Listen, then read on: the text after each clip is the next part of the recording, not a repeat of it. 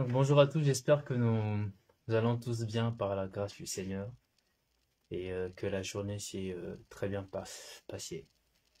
Donc nous sommes là aujourd'hui pour notre étude biblique et le thème que nous allons partager aujourd'hui c'est un thème que je me dis qui prend vraiment tout son intérêt dans notre marche avec le Seigneur. Le thème c'est la repentance. Alors le temps juste que le bien-aimé puisse envoyer le lien. Et on pourrait commencer. Donc, on attend juste que le bien-aimé me fasse signe sur l'envoi du lien et on pourrait facilement commencer.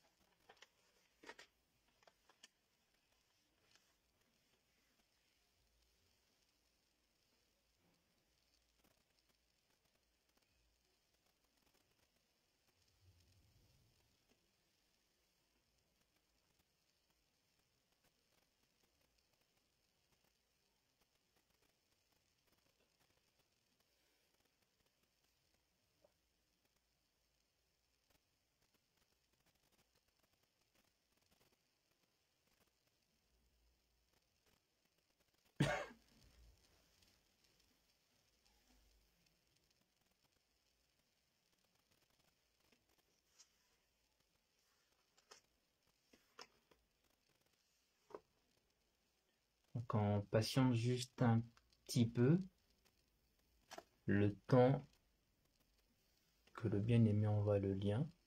Voilà, donc là on fait signe que le lien est envoyé. Donc j'espère vraiment que nous portons tous bien. Ça fait un bout de temps qu'on n'a pas eu à s'y voir pour ceux avec qui on ne s'est pas vu le dimanche. Donc j'espère vraiment qu'on est tous bien portants. Donc avant de commencer ces moments, j'aimerais quand même nous inviter à prier. Nous allons déjà remercier au moins le Seigneur qui nous accorde encore ces instants et confier le restant de ces moments de partage entre les mains du Seigneur. Prions. Éternel tendre Père, nous te rendons grâce, Seigneur. Te remercions, tendre Père, car tu es digne de louange, Seigneur. Car oui, Seigneur, c'est toi qui nous prédis, c'est toi qui mets tout à notre disposition, tendre Père, afin que nous croissions encore dans la connaissance de ta parole, afin, Éternel, que nous atteignions, afin que nous puissions atteindre, Seigneur, la stature de l'homme parfait, Seigneur. Oui, ressembler à Christ, Seigneur, c'est ça, c'est que nous désirons, c'est ça, c'est que nous voulons, Éternel. Merci, tendre Père. Merci de nous accorder encore ces moments de partage autour de ta parole.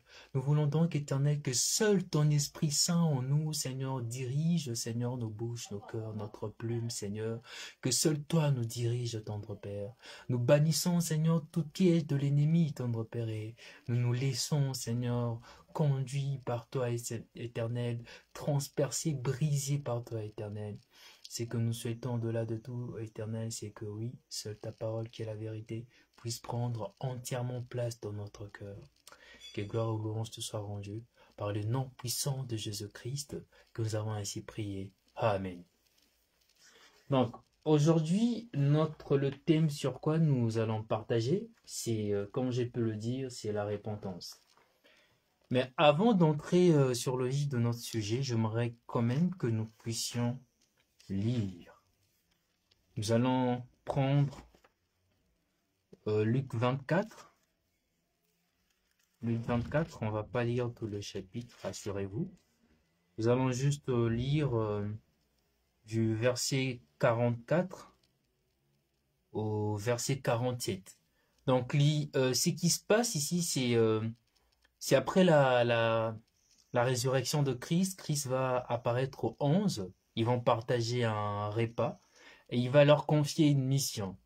Et c'est dans cette mission-là que nous allons trouver déjà l'importance de la repentance qui sera notre sujet de partage aujourd'hui. Donc je vais faire la lecture. Puis il leur dit, c'est là ce que je vous disais lorsque j'étais encore avec vous, qu'il fallait que s'accomplisse tout ce qui est écrit de moi dans la loi de Moïse, dans le prophète et dans le psaume. Alors il leur ouvrit l'esprit afin qu'ils comprennent les Écritures. Et il leur dit, ainsi, il est écrit que le Christ souffrirait et qu'il ressuscitera de mort le troisième jour. et que la repentance et le pardon de péché seraient prêchés en son nom à toutes les nations, à commencer par Jérusalem. J'aimerais commencer vraiment par là pour comprendre cette vérité, que la repentance, nous ne pouvons pas dissocier la repentance à l'œuvre de la croix. Nous ne pouvons pas dissocier la repentance à Christ. Comme le Seigneur le dit, que la repentance de péché serait prêchée au nom de Jésus-Christ. C'est pas au nom d'un quelconque prophète qu'on a connu à X endroit. C'est pas au nom d'un je ne sais qui peut-être a eu à faire tellement de choses que nous l'accordons autant de place. Non, c'est au nom du Seigneur Jésus-Christ que nous prêchons la repentance. Et on ne dit pas que la repentance est prêchée seulement pour une certaine communauté ou une nation. Le Seigneur dit que la repentance serait prêchée en son nom à toutes les nations, car tous ont péché, car tous sont appelés aussi à la repentance. Mais pour au moins structurer, si je peux dire, notre partage d'aujourd'hui, il serait peut-être préférable que nous définissions ce que c'est la repentance. Alors, qu'est-ce que nous dit notre ami Wikipédia ou certains ouvrages? On nous dira que la repentance est le regret de ses fautes commises ou la douleur de ses péchés. Le regret, on va dire, c'est morfondre sur ses péchés commises ou la douleur que nous avons de ces péchés. Mais qu'est-ce que nous dit la Bible par rapport à la repentance? Là, c'est Wikipédia qui nous dit. Nous n'allons pas dire que c'est faux comme tel. On pourrait peut-être dire, d'un autre côté, c'est à moitié vrai. Mais j'aime bien dire, lorsque c'est à moitié vrai, c'est faux, parce que ça doit être à 100% vrai. Quelque chose qui est à moitié vrai et une autre partie, elle est fausse. Donc, pour moi, c'est faux. Donc, qu'est-ce que nous dit la Bible qui, aujourd'hui, nous intéresse, parce que c'est la seule parole véridique, c'est la parole que nous connaissons tous venue de Dieu, c'est que le Seigneur nous a laissé pour nous enseigner. Qu'est-ce que nous dit la Bible par rapport à la repentance? La repentance, on pourrait dire, ça englobe plusieurs pensées à la fois. On pourrait commencer par le fait que déjà la repentance, il n'est pas une conviction quelconque d'avoir mal agi, comme ce qui s'est passé, on va dire, dans Acte 2, 38, où lorsque le bien-aimé va prêcher, la première prédication de la croix, lorsqu'il va prêcher que les gens vont se rendre compte de ce qu'ils ont commis, lorsqu'il va leur rappeler de ce qui était Christ, et il va leur dire que ces actes, bon, on va pas tout lire, mais pour ceux qui ont peut-être lu cette partie, c'est à partir du verset Acte 2, à partir du verset 22 jusqu'à 38. Donc ici, après avoir entendu la prédication du bien-aimé Pierre, les gens vont se rendre compte de ces grands fossés qu'il créait entre eux et Dieu. Ils vont se rendre compte qu'ils ont crucifié le Saint de Dieu. Alors ils seront transpercés par cette vérité. Oui, ils seront convaincus d'avoir mal agi. Mais cela n'est pas la repentance. Pourquoi je dis cela n'est pas la repentance? Parce que après cette conviction, le bien-aimé Pierre va leur dire, nous lisons le verset 38, Pierre leur dit, répentez-vous et que chacun de vous soit baptisé au nom de Jésus-Christ à cause du pardon de vos péchés et vous recevrez le don du Saint-Esprit. Donc, en soi, la repentance n'est pas une conviction d'avoir mal agi, mais ça nous conduit vers la vérité. Ça nous conduit vers la vérité. On pourrait encore dire que la repentance n'est pas comme Wikipédia le dit, n'est pas une tristesse d'avoir péché comme tel. Oui, cela nous pourrions peut-être prendre 2 Corinthiens. Nous allons beaucoup lire, donc vous allez peut-être Excusez par rapport à cela, mais on va vraiment beaucoup lire. Donc, nous pourrions peut-être prendre 2 Corinthiens 7:10. 2 Corinthiens 7:10. Pour juste mieux expliquer cette pensée. Qu'est-ce que nous dit 2 Corinthiens 7:10? On nous dit, en effet, la tristesse selon Dieu produit une repentance à salut. Donc, la repentance, comme je le disais, d'après Wikipédia, ça serait une tristesse, un regret de nos péchés. C'est à moitié, et je dis non, parce que déjà ici on nous dit, la repentance, en effet, la tristesse selon Dieu produit une repentance. Donc, une tristesse selon Dieu nous conduit à une repentance. Donc, la repentance n'est pas une tristesse. Le fait de voir une personne pleurer et ne pas voir un changement quelconque dans sa vie ne dit pas que la personne s'est repentie de ses fautes. Donc, ne confondons pas la repentance avec une tristesse. Donc, nous continuons. Elle n'est pas aussi synonyme de conversion.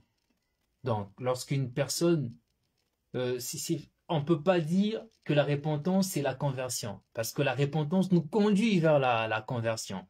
Donc, pour mieux comprendre, nous allons prendre Acte 3:19. Donc, si vous pourriez en même temps noter ces passages, ça pourrait nous aider. Voilà, Acte 3:19 nous dit, « Repentez-vous donc et convertissez-vous pour que vos péchés vous soient effacés. » Donc, la repentance, on ne peut pas dire la repentance est synonyme de conversion. Non, la repentance nous conduit à la conversion. Elle n'est pas non plus un changement quelconque de pensée ou quoi que ce soit. Mais qu'est-ce que c'est réellement la repentance? Alors, je pourrais dire que la repentance englobe le tout. Englobe tout ce que nous venons de dire.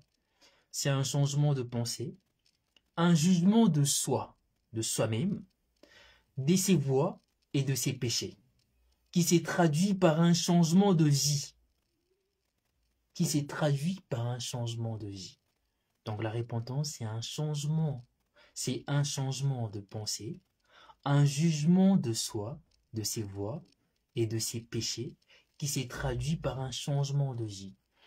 C'est repentir, c'est attester, dire oui à la justice de Dieu, c'est mettre à côté de la justice de Dieu et regarder de nos fautes et dire que oui, la sentence qui est donnée concernant cette faute est vraie, parce que Dieu est vrai, parce que Dieu est juste.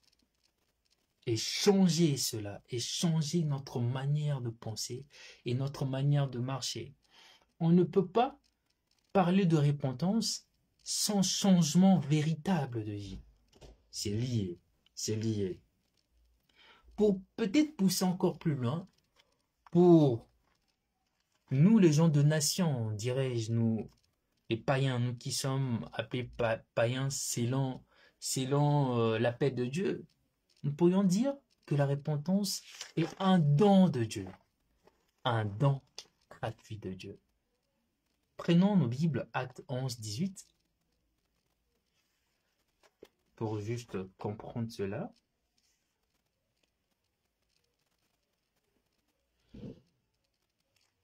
Donc, Acte 11:18. Après avoir entendu cela, ils se calmèrent et glorifiaient Dieu en disant, Dieu a donc accordé la repentance aussi aux païens afin qu'ils aient la vie. Un don gratuit de Dieu. Comme nous avons la grâce qui est un don de Dieu, la repentance pour nous aussi est un don gratuit de Dieu. Nous pourrions peut-être prendre 2 Timothée 2:25 que nous allons peut-être pas lire, mais que le verset que nous pourrions se lire, c'est Acte 5:31. Oui, Acte 5:31.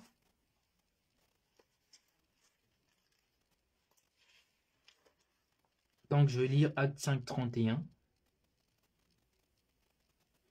Dieu l'a élevé par sa droite comme prince et sauveur pour donner à Israël la repentance et le pardon de ses péchés. Là, on parle de Christ. Donc, bien aimé, comme on a pu le dire, d'après la Bible, La repentance, c'est un changement de péché, un changement de pensée. C'est changer de fusil d'épaule, changer de pensée. C'est l'exemple que je pourrais donner, ça serait peut-être l'exemple d'un papillon qui se transforme en chenille. Une vie qui ne correspond pas à une autre. Une vie qui est largement différente d'une vie passée. Lorsqu'on voit cette personne, on se pose réellement la question, est-ce la même personne? Est-ce la même personne?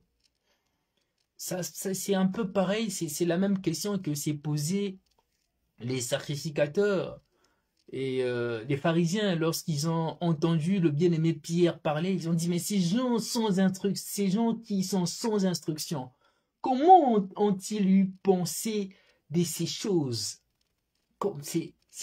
C'est vraiment une personne qu'on ne s'attendait pas en fait voir ces changements-là. Comme je donnais l'exemple, un papillon qui se transforme à une chenille. C'est ça la repentance. Un changement concret de vie.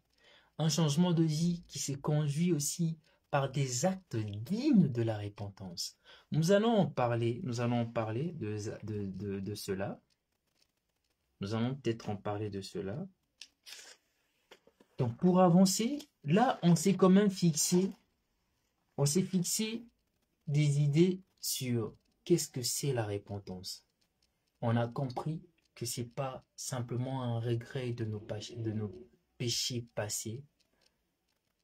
C'est pas seulement le fait de voir la personne triste, mais c'est un changement de pensée.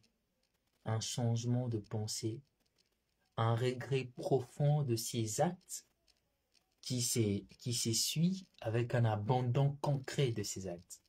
Un changement de vie. C'est ça la repentance. Et tout au début, comme je peux le dire, la repentance nous est donnée pour nous. C'est un don gratuit de Dieu que nous avons au travers de Christ. Que nous avons au travers de Christ. Mais, comme je peux le dire, mais elle ne se limite pas seulement qu'en parole. Donc on ne pourrait pas dire tout simplement que oui, je me suis repenti et sans pourtant voir les actes dans cette personne. Non. La repentance, ça se voit aussi, ça se voit dans les actes de la personne. Qu'est-ce que le Seigneur nous dit dans Matthieu 3, 8?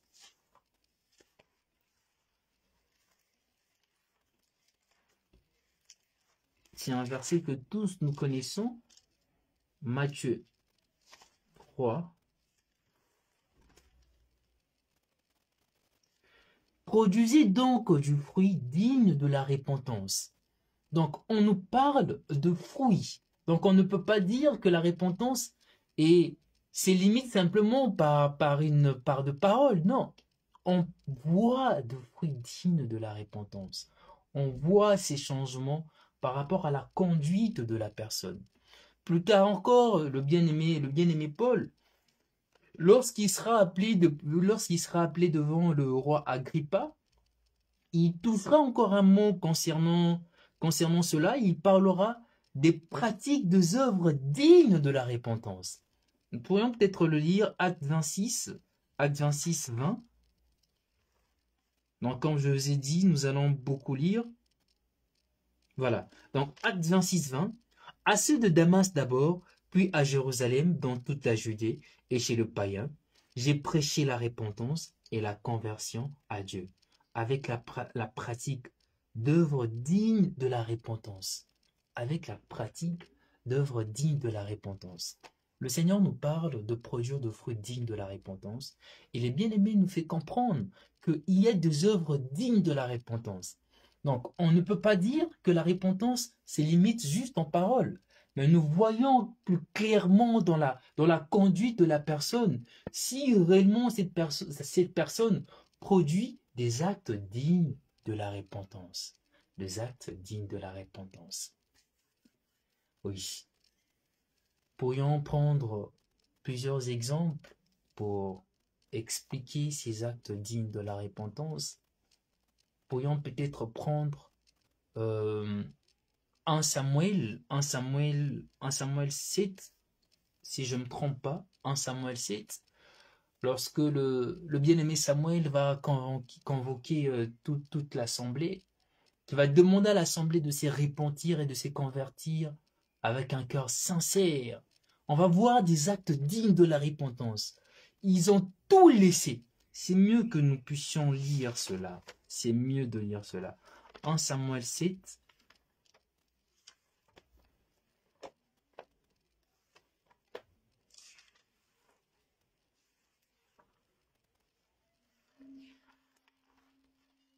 Donc je vais lire 1 Samuel 7, du verset 3 jusqu'au verset 4. Samuel dit à toute la maison d'Israël, si c'est de tout votre cœur que vous revenez à l'Éternel, ôtez du milieu de vous le Dieu étranger et les astatés, dirigez votre cœur vers l'Éternel et servez-les lui seul, et il vous délivrera de la main de Philistins. Maintenant, lorsqu'on parle des actes dignes de la repentance, et les enfants d'Israël ôtèrent du milieu d'eux le Dieu, au milieu d'eux le Baal et les Arstatés, et ils servirent l'Éternel seul. Et ils servirent l'Éternel seul. Voilà des actes dignes de la repentance. Des actes dignes de la repentance. Donc c'est pas juste limité en parole, mais c'est vraiment conduit avec des actes. Lorsque nous voyons une personne qui se répand de ses fautes, nous voyons déjà cette attitude de la personne, à avoir le dégoût de ces fautes-là, à délaisser, à vraiment changer, à tourner le dos. À tourner le dos. À tourner le dos. Oui. Pourrions dire, la repentance, c'est aussi le fait de tourner le dos par rapport à sa vie. Qu'est-ce que nous dit le bien-aimé Paul? Il nous dit, il regarde sa vie passée comme de la boue. Il prend cet exemple de la boue pour nous faire comprendre qu'il ne peut plus revenir sur la boue. Qu'il ne peut plus revenir sur la boue. Il a tourné le dos. Il a tourné le dos. Des actes qu'il faisait dans le passé, il le regarde comme étant de la boue. Alors, la première question que nous pourrions peut-être nous poser, toi qui es peut-être chrétien, toi qui ne l'es pas encore, pour ceux qui ne l'est pas encore, nous allons peut-être parler plus tard de qui est concerné sur la repentance, mais toi qui es chrétien, as-tu réellement fait une repentance vraie, sincère, comme le dit le bien-aimé Samuel dans 1 Samuel 7? Est-ce que tu as réellement tourné le dos à ta vie passée? Est-ce que tu as réellement tourné le dos à la vie passée? Tu es conscient et ton cœur peut le témoigner en toi. Est-ce en regardant ta vie, tu peux dire que tu produis de fruits dignes de la repentance? Est-ce que tu es dans la manifestation des œuvres dignes de la repentance, de la pratique? Est-ce que tu es dans la pratique des œuvres dignes de la repentance? Ou bien ta repentance se limite qu'en parole? À toi de te poser la question et tu sais quoi faire. Nous continuons. Donc, la question que nous pourrions nous poser, ça serait, comme je peux le dire, qui est concerné par la repentance? C'est pas une question terre à terre, permettez-moi de le dire, mais nous devions quand même structurer et comprendre qui est concerné par la repentance. Est-ce la repentance, et la repentance, est-ce une formule magique pour le chrétien? La repentance, est-ce que la repentance concerne seulement des païens? Qui est concerné par la repentance? J'aimerais déjà qu'on puisse comprendre le pourquoi de la repentance. Pourquoi de la repentance? Il faut déjà comprendre que nous allons peut-être le lire, Matthieu 9, 13. Je pourrais nous dire à partir de là le pourquoi de la repentance.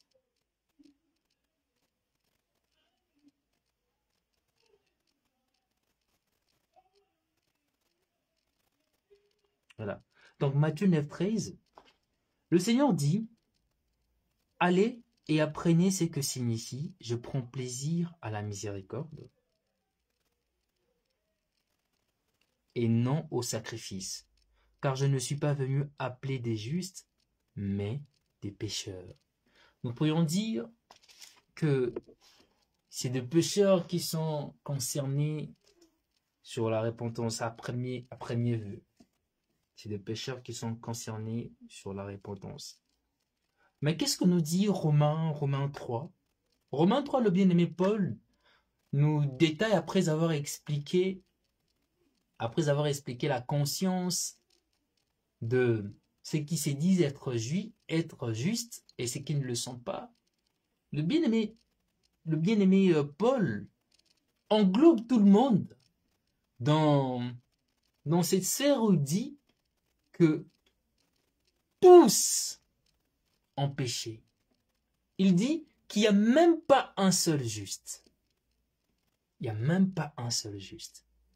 Tous sont sous cette loi du péché. Sont sous cette loi du péché. Tous sont sous cette loi du péché. Car rappelons-nous que le péché est une loi qui est scellée dans cette chair mortelle.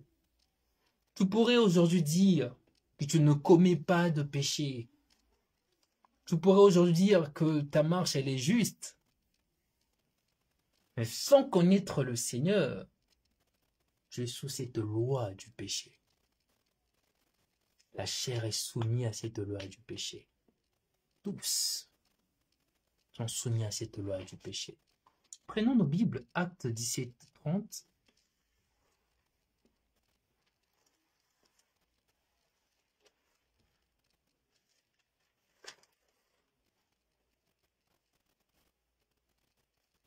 Actes 17, 30. Dieu sans tenir compte de temps et d'ignorance, annonce maintenant à tous les hommes, en tout lieu, qu'ils ont à se repentir.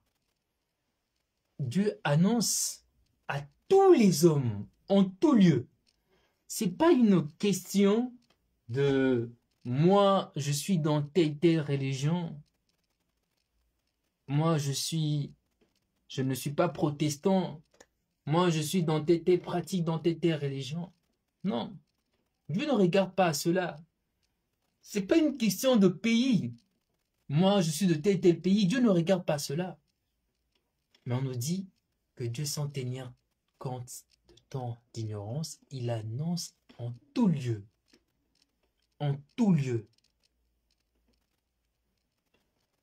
que tous les hommes sont appelés à se repentir. Alors, qui est concerné sur la repentance? Tous sommes concernés sur la repentance. Sans la repentance, déjà, nous ne pourrions pas avoir la vie éternelle, accepter le Seigneur, parce que la vie chrétienne commence par la repentance et c'est une marche où on se répand chaque jour. Oui, sans la repentance, nul ne pourrait avoir le pardon de ses péchés.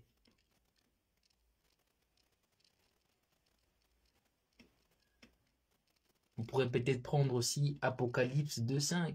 Alors le Seigneur parlera aussi à l'assemblée, dira à l'assemblée que l'assemblée, c'est mieux peut-être de lire, comme je vous ai dit, on va certainement beaucoup lire et notre partage va vraiment tourner sur de questions que nous allons peut-être répondre. La première question qu'on est en train de... Plutôt la deuxième question, parce que la première question que nous avons répondu, ça c'était la définition de la repentance.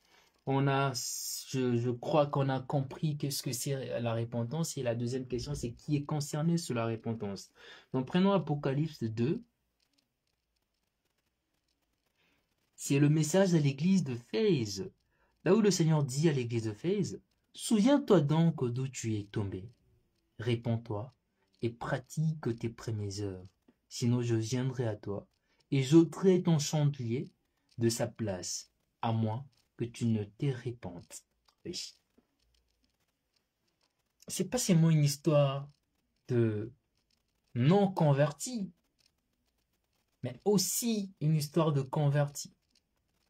La repentance, c'est pas seulement pour des chrétiens, mais aussi pour des païens, pour tous. Tous nous sommes concernés sur la repentance. Tous. Mais il est quand même triste, on doit quand même se l'avouer d'un autre côté, qu'aujourd'hui, dans les assemblées, très peu prennent ces sujets au sérieux. Très peu. Très peu. Et ça se comprend. C'est triste à l'avouer, mais ça se comprend. Parce que lorsque on minimise le péché, on ne trouve plus l'intérêt de se repentir. Lorsqu'on minimise le péché, on ne trouve plus l'intérêt de s'y repentir. Et lorsqu'on ne s'y repent pas, on est sous la colère de Dieu, on est sous le jugement de Dieu.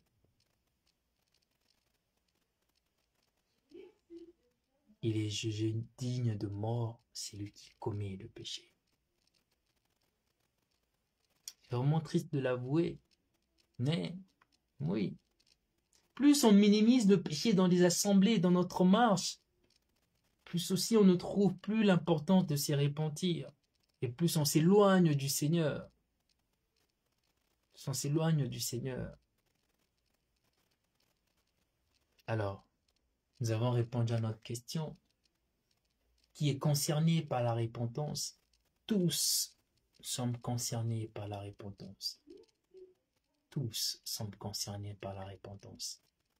Chrétiens ou non chrétiens, tous nous sommes concernés par la repentance. Alors, la troisième question que nous pourrions peut-être nous poser, ça serait comment arriver à la repentance? Comment arriver à la repentance?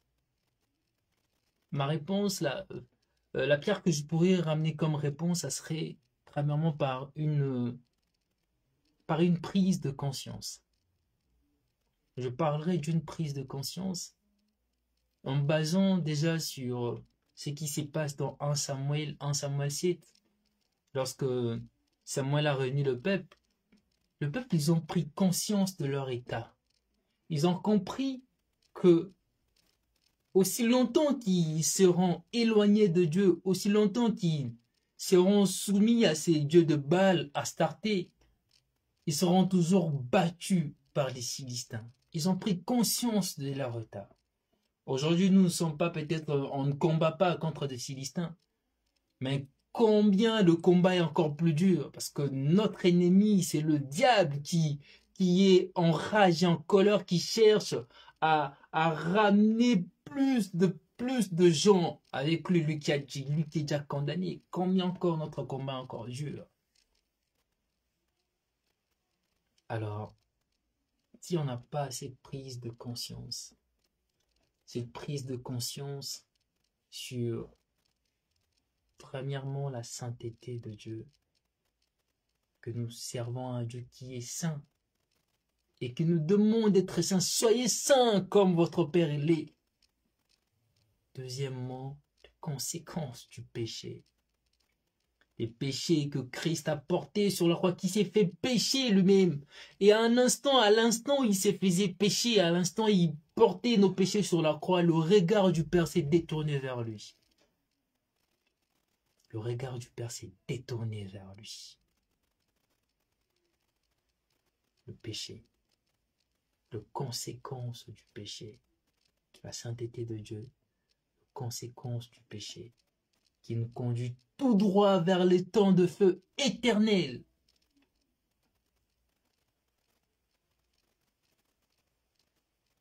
Qui nous sépare de Dieu. Qui brise notre relation avec Dieu.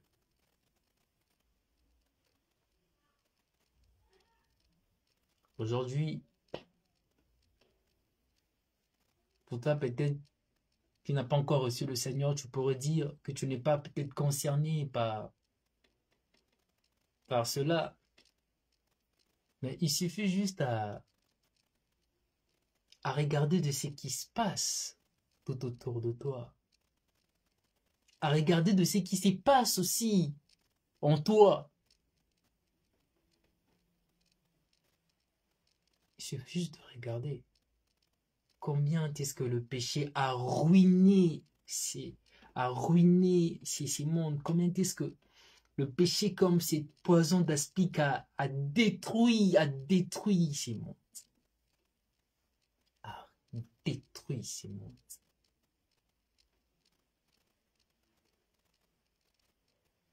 Nous sommes arrivés au point d'accepter même l'inacceptable. Et cela est justifié par des accords que les nations s'y font.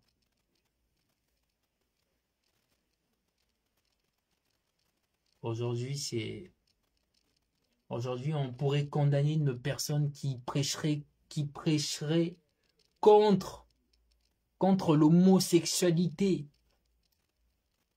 On condamnerait cette personne et on laisserait une personne qui conduit des enfants à chercher eux-mêmes leur orientation sexuelle. Comprenez combien est-ce que le péché a ruiné, combien est-ce que le péché a détruit ces mondes. Donc aussi longtemps qu'on n'arrive pas à prendre conscience, conséquences de péché, on sera toujours éloigné de Dieu. Ça sera un wagon qui nous conduit tout droit vers le temps de feu. Oui. Comme je le dis, cette prise de conscience commence par comprendre la sainteté de Dieu, que Dieu est saint, il est juste dans ses voies. À comprendre que aucun pécheur ne mérite le royaume des cieux. À comprendre que si Christ est donné sur la croix pour nos péchés, qu'on ne doit pas négliger le péché, on ne doit pas mépriser le péché, on ne doit pas diminuer l'importance, le conséquence du péché dans notre vie, on ne doit pas le faire. On ne doit pas le faire. Aujourd'hui, on a changé de nom. On a changé de nom. On commence à chouchouter le péché. On donne des noms assez mignons pour les péchés. On donne des noms assez mignons pour le péché. C'est quand même triste. Oui. Donc, cette prise de conscience commence par là. Mais il faudra aussi qu'on fasse quand même une petite différence, que très souvent on ne le fait pas, on passe souvent à côté. Il faudrait qu'on fasse quand même une petite différence entre le remords et la repentance. Pourquoi j'en parle? Je me baserai beaucoup plus sur ce que le bien-aimé Paul nous dit dans 2 Corinthiens 7:10, là il parlera de la tristesse selon Dieu et la tristesse selon la chair. Il nous dit que la tristesse selon Dieu nous conduit réellement à une repentance. Et cette tristesse-là, on pourrait dire que c'est cette tristesse qu'a eu le peuple Israël, ou encore notre bien-aimé Pierre, lorsqu'il a entendu 3 fois le coq chanter, il s'est rappelé de paroles de Christ où son cœur était brisé, il a compris, il s'est repenti. Ou encore le bien-aimé Paul. Donc une tristesse selon Dieu et qui a conduit vraiment des personnes à une repentance claire. Et d'un autre côté, nous pourrions aussi voir ce qui s'est passé avec Judas, la tristesse selon la chair. C'est tristesse selon la chair qui conduit à créer cette carapace où tu vois la personne, on fait comprendre à la personne les conséquences du péché. La personne manifeste une tristesse, mais c'est tristesse-là qui va conduire la personne à s'éloigner encore plus, à, à ces, comment je pourrais dire, à se créer une certaine carapace, mais non pas à comprendre, à délaisser. C'est ce qui s'est vraiment passé avec Judas. Lorsqu'il est parti remettre des pièces, le pièce qu'il a obtenu en vendant le Seigneur, il était rempli de remords.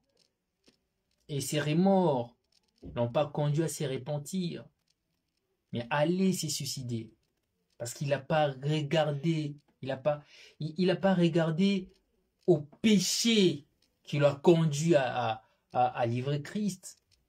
Mais il a juste regardé aux conséquences de cela, il a juste regardé à la sentence que Christ a eue parce que c'est lui qui a livré Christ. Il a juste regardé à ces sentences-là. Oui. Il faudra vraiment faire cette différence entre le remords et la repentance. J'en parle principalement à toi et à moi, dans le sens où, dans ta vie aussi, dans ta marche, tu es censé à faire ces différences. Il faut pas que lorsque tu serais peut-être dans une faiblesse quelconque, rempli de remords, que tu tournes le dos au Seigneur, mais que tu acceptes de te repentir et que tu acceptes que la tristesse selon Dieu puisse percer ton cœur. Faut pas se laisser entraîner par le remords. Faut pas se laisser. Ces tristesses-là, nous pourrions aussi peut-être voir cela dans les actes de la femme prostituée qui va répandre tout son parfum, ce qui va laver le pied de Christ, qui va répandre tout son parfum sur Christ. C'est peut-être mieux de lire. Nous allons donc prendre Luc 7.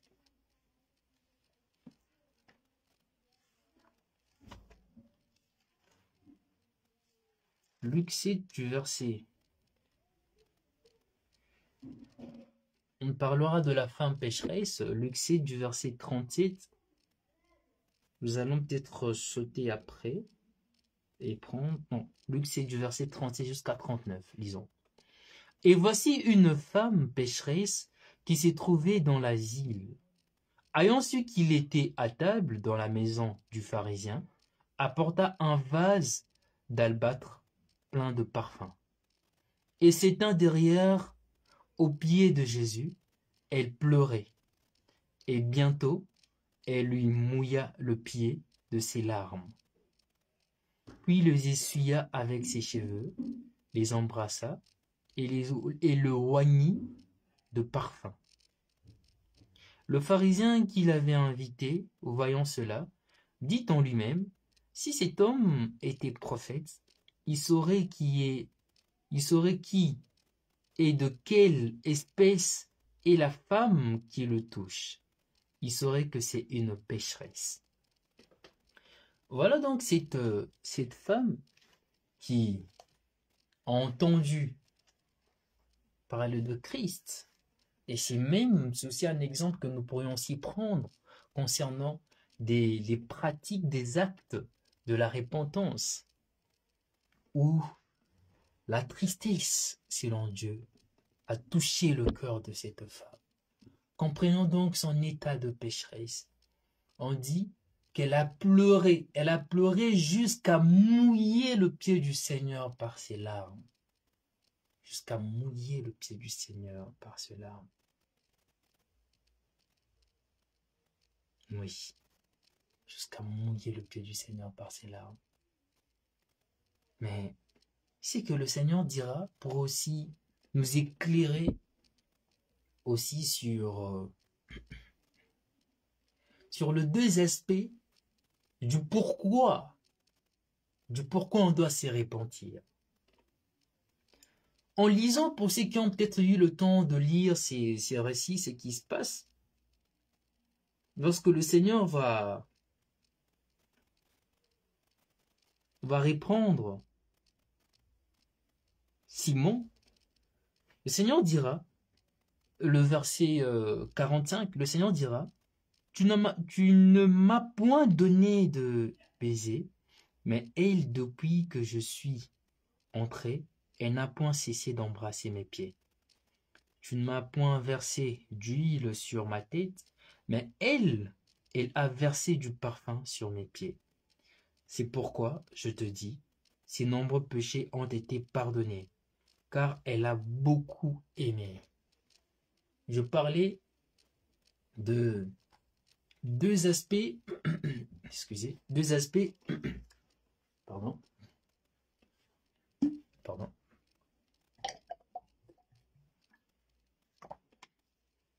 Je parlais de deux aspects qui pourraient nous conduire à la repentance. La première, je le mets en avant parce que c'est même le pourquoi nous sommes là, c'est même le pourquoi nous suivons le Seigneur, c'est même le pourquoi nous avons laissé la jeunesse pour suivre le Seigneur. C'est l'amour. C'est l'amour. Le Seigneur dit, excusez, je vais retrouver déjà le passage. Le Seigneur explique à Simon que cette femme l'a beaucoup aimé. Notre amour pour le Seigneur. Notre amour pour le Seigneur. Cela aussi pourrait encore plus nous éclairer sur le fait aussi du pourquoi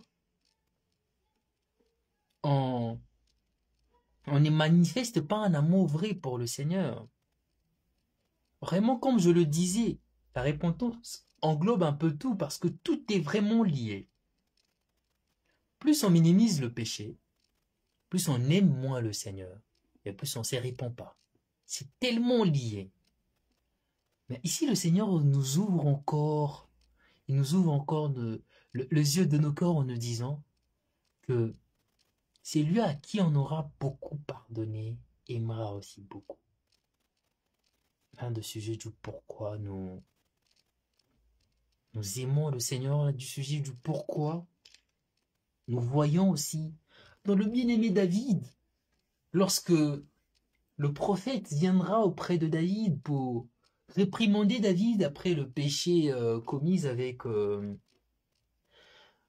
Bersheba, que David va s'y rendre compte, on va voir David s'humilier par terre et dire, Seigneur, c'est moi qui ai péché, c'est moi qui ai péché contre toi. N'est-ce pas que c'est David qui est appelé l'homme selon le cœur de Dieu? Son amour pour le Seigneur. Lorsque nous aimons le Seigneur, sincèrement, lorsqu'on a un amour vraiment sincère envers le Seigneur, on a cette facilité-là, lorsque nous sommes tombés, de revenir vers le Seigneur, parce que ce n'est pas notre état. Parce qu'on ne peut pas supporter rester dans cet état de péché, on ne peut pas supporter. On ne peut pas se permettre. On revient vers le Seigneur parce que nous l'aimons.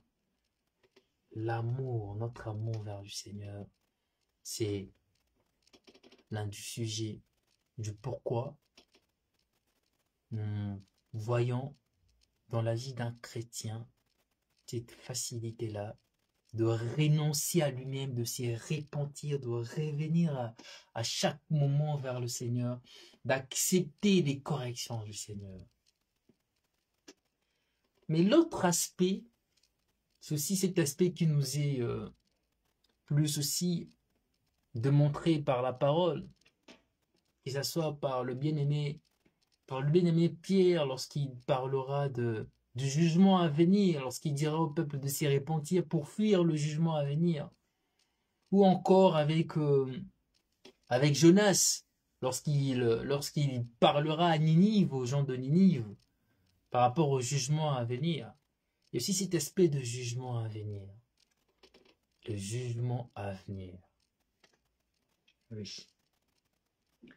Ce qui me chagrine, c'est de voir comment est-ce que le chrétien ne pense plus en fait à la vie après la terre. Je m'explique. On nous a tellement prêché un Dieu qui nous donne un travail, un Dieu qui nous donne un mariage, un Dieu qui nous donne un foyer, un Dieu qui nous guérit de nos maladies, un Dieu qui nous bénit sur terre. Mais rare on entend le gens nous parler du royaume des cieux. Rare. Aujourd'hui, c'est tellement rare d'entendre une prédication ou de voir un chrétien qui cherche le Seigneur pour le royaume des cieux. Qui cherche le Seigneur pour le royaume des cieux. Excusez-moi si peut-être je suis assez direct en le disant. Mais il suffit juste de faire des remarques, de voir tout ce qui se passe dans le milieu chrétien. Et il suffit juste de faire et de voir combien est-ce que les gens courent derrière la richesse de ces mondes, en fait. Combien est-ce que les gens courent derrière la richesse de ce monde et on ne regarde plus, en fait, à ce qui pourrait venir après. Que ce soit le jugement après. Aujourd'hui même, on voit, là ça se comprend, on voit le chrétien négliger en fait le jugement à venir, négliger cela, ça se comprend d'un autre côté parce que on a déjà minimisé le péché. Au moment où on minimise le péché, ça veut dire qu'on minimise notamment la sainteté de Dieu, ça veut dire qu'on minimise en même temps la repentance, on minimise même le sentence du péché. C'est tout à fait normal qu'on puisse voir combien est-ce que le milieu chrétien tourne, on va dire, à dérisoire. Comment est-ce que le milieu chrétien s'y perd, en fait. C'est assez triste d'en parler ainsi, mais on doit quand même l'avouer. C'est triste, mais on l'avoue quand même. Oui. Ces deux aspects-là, à savoir l'amour que nous portons pour le Seigneur et le jugement à venir, c'est les deux grands aspects que, personnellement, je pourrais dire, qui conduisent réellement à une repentance vraie. À une repentance vraie. Le Seigneur va le dire plusieurs fois. Repentez-vous car le royaume de Dieu est proche. Repentez-vous pour fuir au jugement à venir. Donc c'est vraiment lié. Et lorsque on néglige ces deux aspects, on ne voit plus le pourquoi de la repentance. Lorsqu'on néglige l'amour que nous pourrions porter pour le Seigneur, lorsqu'on néglige les conséquences à venir, on ne voit plus le pourquoi de la repentance. Et lorsqu'on néglige la repentance, nous sommes sous un jugement terrible. Sous un jugement terrible. Sous un jugement terrible. Et gloire soit rendue au Seigneur qui ne nous laisse pas, par son Esprit Saint, qui ne cesse pas de nous avertir chaque jour. Ne cesse pas de nous avertir chaque jour. Mais quels sont, d'un autre côté, les bienfaits de la repentance ou les conséquences de la repentance? Nous pourrions parler en première position de la vie. Rappelons-nous de ce qui se passe dans Acte 11, le verset que nous venons de lire. On nous dit, après avoir entendu cela, ils se calmèrent et ils glorifièrent Dieu en disant, Dieu a donc accordé la repentance aussi aux païens, afin qu'ils aient la vie. Afin qu'ils aient la vie. Oui. La vraie repentance produit la vie, nous conduit à la vie éternelle qui est Christ. Oui, bien-aimé. Si tu ne trouves pas l'importance de la repentance, ça veut dire que tu ne trouves pas aussi l'importance de la vie éternelle. Comme je peux le dire, la repentance, c'est une vie de chaque jour.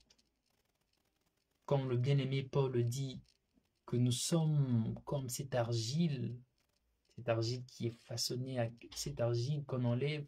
Je pense même, Jérémie même en parle, Jérémie Esaïe qui dit, comme cette argile qu'on enlève des impuretés, cette argile que Dieu façonne à son image. Plus nous avançons vers le Seigneur, plus nous nous repentons, non pas de notre nature pécheresse, parce que notre nature pécheresse, Christ l'a déjà crucifié sur la croix pour ceux qui sont chrétiens, pour ceux qui ont déjà accepté Christ. Cette nature est déjà crucifiée sur la croix. Nous nous repentons chaque jour des œuvres qui ne sont pas dignes du Seigneur. Oui, la vie chrétienne, c'est cela. C'est une vie de repentance chaque jour. Alors ne négligeons pas la repentance, ne négligeons pas la position, la place de la repentance dans notre vie. Ne négligeons pas la place de la repentance dans notre vie. On a dit que la repentance produit la vie. Acte 11, 18. Et le Seigneur nous dit encore dans Acte 3, 19, toujours avec le bien-aimé, ça c'est avec le bien-aimé Pierre.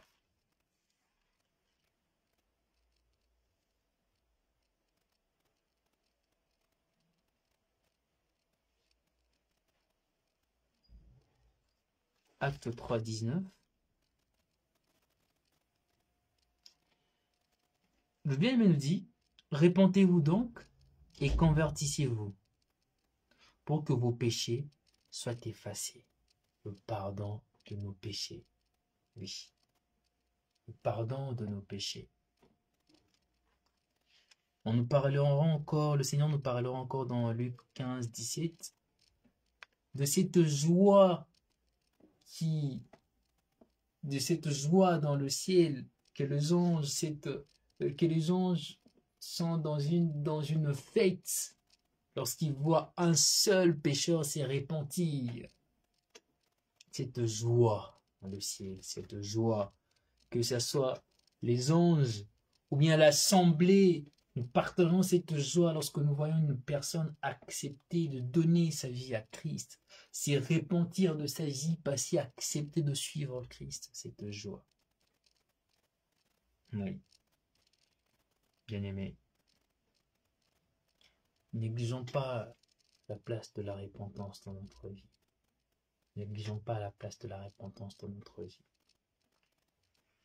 La repentance a vraiment sa place, car sans la repentance, nous ne pourrions pas avoir pardon de nos péchés.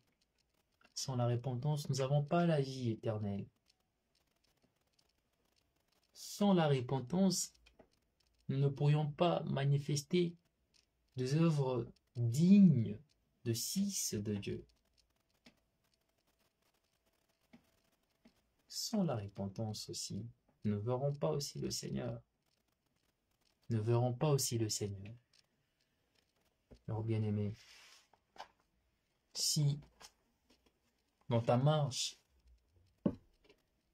tu te retrouves peut-être t'es tombé dans un péché quelconque et que l'ennemi cherche à te faire comprendre, l'ennemi veut te faire comprendre que la repentance ne trouve pas sa place.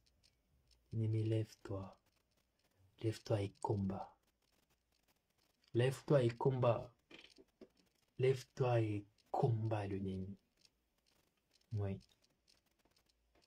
De chrétiens on se trouve très souvent dans ces pièges de l'ennemi,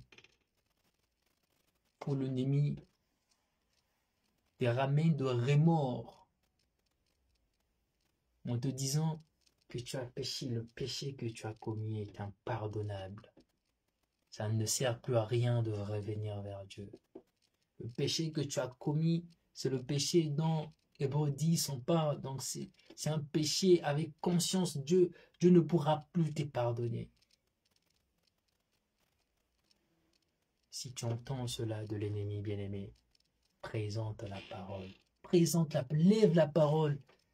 De la même façon que Christ conduit au désert à lever la parole contre l'ennemi en disant à l'ennemi, en montrant à l'ennemi la parole, lève la parole. Montre à l'ennemi que tout est accompli sur la croix. Que tout est accompli sur la croix. Tout est accompli sur la croix. Et que le juste peut tomber, il ne restera jamais sur terre. Il ne restera jamais sur terre. Montre à l'ennemi la parole.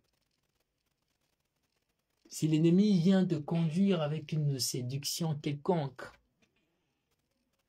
que tu ne trouverais plus l'importance de te repentir, ou bien à minimiser le péché, bien-aimé, regarde encore à la croix. Regarde à combien est-ce que Christ a souffert en se faisant pécher, et combien est-ce que le regard du Père s'est détourné de lui. Regarde à la croix. Fais comprendre à l'ennemi que le péché n'a pas sa place dans ta vie. Que le péché ne trouvera pas sa place dans ta vie. Alors frère, si toi aujourd'hui, tu n'as pas peut-être accepté le Seigneur et que tu es là avec nous, j'aimerais te dire, bien-aimé, que c'est pas pour rien que tu es là, que le Seigneur a un plan pour ta vie. Le Seigneur a un plan pour ta vie. Alors ne néglige pas ces plans. Et ces plans ne commencent que par une repentance sincère, par une repentance vraie, par une repentance vraie. Ne néglige pas le plan du Seigneur pour ta vie. C'est pas un plan qui sera seulement sur terre, mais c'est un plan à long terme, un plan éternel, une vie éternelle, une joie éternelle, une paix éternelle. Alors ne néglige pas cela. Accepte tout simplement ces dons gratuits que le Seigneur met à ta disposition, ces dons de repentance, ces dons de grâce. Accepte tout simplement cela. Donc je ne sais pas si déjà il y a des questions, selon peut-être ces 2 minutes au cas où il y aura une question.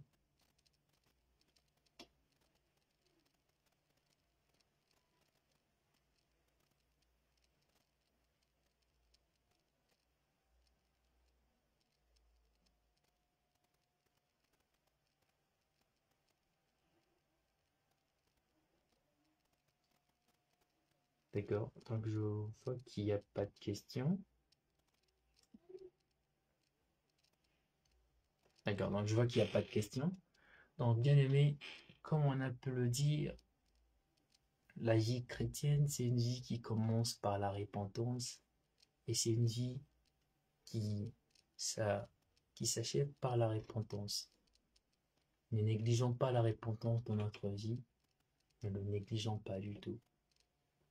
Acceptons comme ses enfants obéissants ce que le Seigneur met à notre disposition. Acceptons d'être corrigés et revenons toujours vers notre Père. Acceptons cela. Donc nous allons prier. Nous allons prier par rapport à ce que le Seigneur a mis dans le cœur de tout à chacun. Seigneur, tu as peut-être parlé aujourd'hui. Tu t'es peut-être retrouvé dans ce qu'on s'est dit. Mais le Seigneur ne veut pas que tu puisses avoir de regrets, te morfondre à toi-même, te renfermer. Le Seigneur veut que tu puisses produire de fruits dignes de repentance. Le Seigneur veut que tu puisses revenir à lui, venir à lui avec un cœur sincère et de sources d'eau jailliront dans ta vie. Prions. Éternel, tendre Père, nous te glorifions, Seigneur. Te glorifions, tendre Père, car tu as tout accompli pour nous sur la croix. Car sur la croix, tu as donné de ta vie, Seigneur. Sur la croix, Seigneur, tu as porté nos péchés. Sur la croix, tu t'es fait pécher pour nous, tendre Père. Te prions, Seigneur Papa, selon ce que tu nous as conduits aujourd'hui, tendre Père. Oui, Seigneur, à réaliser encore, éternel Papa, la place de la repentance dans la vie de tout à chacun, Seigneur. À ne point diminuer, Seigneur Papa, oui, Seigneur, des conséquences du péché. À ne pas mépriser, Seigneur Papa, le péché, Seigneur. À ne pas attendre, Père, fouler, Seigneur, ta grâce par terre, Seigneur. Oui, tendre Père, à regarder sur la croix, Seigneur. Éternel, nous ignorons pas, Seigneur, Papa, les desseins de l'ennemi, Seigneur, qui cherche de voir ce moyen, Seigneur, Papa, à nous séduire, Seigneur. Oui, Seigneur, nous ignorons pas cela, tendre Père. Mais nous regardons à toi, tendre Père, car nous savons que tu as tout accompli, Seigneur. Car nous savons, Seigneur, en toi nous sommes gardés, tendre Père. Et nous te prions, tendre Père, Seigneur, de toujours, Seigneur, Papa, oui, Seigneur, percer nos cœurs, Seigneur, par la tristesse qui vient de toi, Seigneur. Cette tristesse qui nous conduit, Seigneur, à une repentance sincère et vraie, Seigneur. Que nos vies changent, Seigneur. Pour ceux qui n'ont pas pris de décision, Seigneur, Papa, tendre Père. Oui, Seigneur, illumine encore les yeux de leur cœur éternel, afin qu'ils voient encore, éternel, Seigneur. Oui, Seigneur, le jugement à venir, Seigneur, lié, tendre Père, au péché, Seigneur. Car aucun pécheur, Seigneur, Papa, n'héritera, Seigneur, le royaume, tendre Père. Afin qu'ils voient, tendre Père, Seigneur, la grâce que tu accordes gratuitement, Seigneur, aux repentants aussi qui viennent à toi avec un cœur sincère éternel. Nous prions, tendre Père, que tu augmentes nos cœurs, Seigneur, par ton amour, Seigneur. Cet amour vrai, Seigneur, car nous reconnaissons, Seigneur, que tu nous as beaucoup pardonné, Seigneur. Et nous voulons nous aussi en retour, Seigneur, t'aimer profondément, Seigneur, Papa, t'exalter, ton Père, Seigneur, reconnaître ta place dans notre vie de chaque jour, Seigneur. Merci, ton Père. Je te confie donc, Seigneur, Papa, oui, nos frères et sœurs qui nous suivent de loin, Seigneur, que l'œuvre que tu as commencée dans leur vie, Seigneur, que tu puisses continuer cette œuvre éternelle. Je te confie cette soirée, je te confie la journée de demain, Seigneur, afin que, Seigneur, l'honneur ne revienne qu'à toi et à toi seul, par les noms puissants de Jésus-Christ, que j'ai ainsi prié. Amen. Donc, je nous souhaite à tous une très bonne soirée, une très bonne nuit. À nous revoir certainement le jeudi pour l'intercession. Que le Seigneur vous bénisse.